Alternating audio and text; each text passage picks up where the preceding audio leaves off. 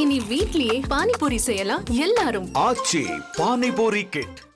சென்னை மெரினா காமராஜர் சாலையில் மக்களை அச்சுறுத்தும் வகையில் அதிவேகத்தில் பறந்த கார் போலீசாருக்கு டிமிக்கி கொடுத்து சென்றது. அந்த காட்சிகளை தற்போது பார்க்கலாம்.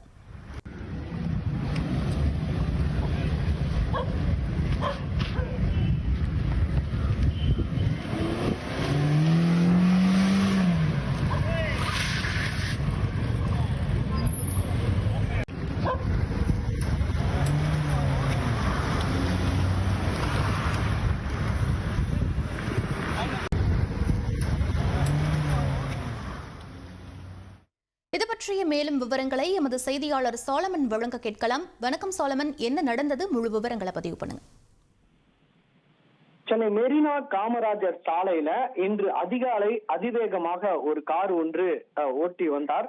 குறிப்பாக அங்கு நடைப்பயணம் மேற்கொண்ட நபர்கள் மற்றும் நடைப்பயிற்சியில ஈடுபட்டிருந்த நபர்கள் மீது மோதுவது போல அதிவேகமாக அந்த கார் பறந்ததால அவ்வழியாக சென்ற காவலர் செந்தில்குமார் என்பவர், செல்வம் என்பவர் அந்த காவலரை பிடிக்க முயன்றிருக்கிறார். குறிப்பாக விவேகானந்தர் இல்லம் அருகே உள்ள சர்வீஸ் சாலையில அந்த அதிவேகமாக சென்ற காரை அவர் மடக்கி பிடிக்க முயன்ற போது அப்போது போலீசாருக்கு அவர் போக்கு காட்டிவிட்டு மீண்டும் அதிவேகமாக அந்த காரை இயக்கிவிட்டு தப்பி சென்றார். இது குறித்து அண்ணா சதுக்கம் போக்குவரத்து புலனாய்வு பிரிவு போலீசார் அந்த அதிவேகமாக சென்று பொதுமக்களை அச்சுறுத்திய கார் யார் என்பது தொடர்பாக அங்க இருக்கக்கூடிய சிசிடிவி காட்சிகள்ல காரின் பதிவெண்ணை எடுத்திருக்கிறார்கள்.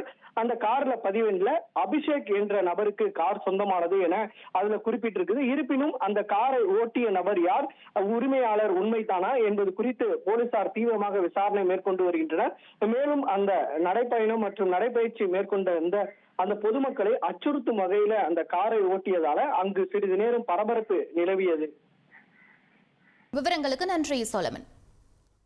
இனி வீட்லயே பானிபூரி செய்யலாம் எல்லாரும். ஆச்சி பானிபூரி கிட்.